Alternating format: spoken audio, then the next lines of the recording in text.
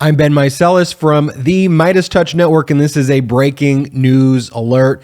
The Department of Justice has just filed its motion for partial stay with the Court of Appeals, in essence, appealing Judge Aileen Cannon's universally ridiculed order, ridiculed by everyone who actually knows the law, other than MAGA Republicans who don't care about the law.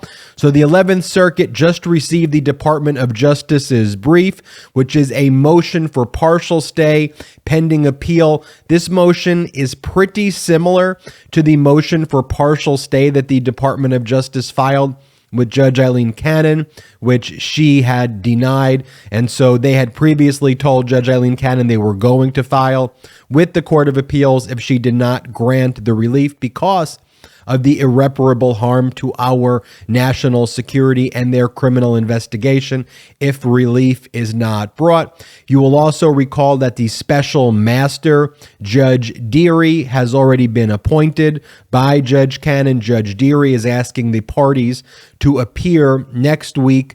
He asked for an agenda to be submitted by the parties for next Monday, and he asked for the parties to meet in his courtroom on Tuesday. So here's the question. If Judge Deary's having the parties show up next Tuesday, how does this filing, this appeal, in essence, how would this affect what Judge Deary, the special master, does? Well, what the Department of Justice is asking for here is just the 11th Circuit to act as fast as possible. That's what they say. You know, they can't set a shot clock for when the 11th Circuit responds, but they point out the issues of irreparable and immediate harm to our national security. But if and when the 11th Circuit rules, and if the 11th Circuit grants the relief being sought here by the Department of Justice, the only impact relates to the classified records the Department of Justice obtained during the August 8th search warrant executed at Mar-A-Lago. So the special master would still continue his process as it relates to the thousands of other government documents that were obtained in connection with the search warrant on Mar-A-Lago. But just those 100 classified records, the Department of Justice would be able to use right away. It wouldn't be subject to the special master's process, and those documents would not be shown to Donald Trump's lawyers. And that's one of the other issues that are pointed out in this brief to the 11th Circuit, which is it can be very dangerous as well to our national security if you show the individual who's being investigated for potential violations of the Espionage Act, obstruction, and our concealment statutes, if they see also some of the documents as well, because we need to pursue our investigation as we would normally go about it as the Department of Justice. So to the extent the 11th Circuit rules before Tuesday, when this hearing is going to take place before Judge Deary in the Eastern District of New York, that's where Judge Deary sits, it'll be easy. We can just claw back those documents. I'm sure in the agenda to Judge Deary, the Department of Justice is going to point out that this appeal is happening. And if the 11th Circuit grants the relief, and I think the 11th Circuit is going to move quickly, given the implications here, whenever they rule, to the extent they rule that the Department of Justice can gain access back to those 100 classified records and that they would not be stopped from further pursuing their criminal investigation as it relates to those documents, they can get those documents back, and then the special master can deal with all the other documents, which the Department of Justice said, fine, if you want to deal with those other documents, it's going to be a waste of everyone's time. We clearly own those documents, but fine, we'll have a special master look at that. Very strong language here by the Department of Justice criticizing Judge Cannon's ruling. This is what it says at the very outset. The district court, Judge Cannon, has entered an unprecedented order enjoining the executive branch's use of its own highly classified records in a criminal investigation with direct implications for national security.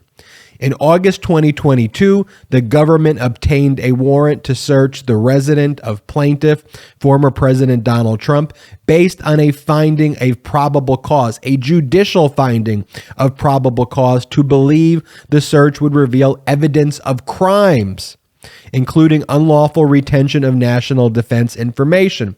And along with other evidence, the search in fact recovered 100 records bearing classification markings, including markings reflecting the highest levels of classification and extremely restricted distribution. 2 weeks later, plaintiff brought that action, which was the action for the appointment of the special master and the injunction stopping the Department of Justice from using the documents they obtained in a lawful search warrant pending the resolution of the special master.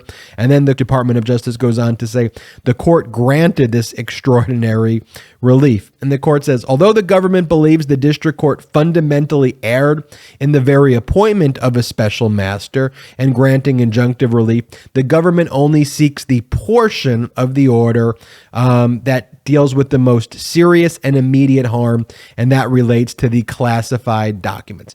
Then they go on and they make their arguments. They say, look, 11th Circuit, you should grant the stay. You should stop Judge Cannon's order because we're likely to succeed on the merits.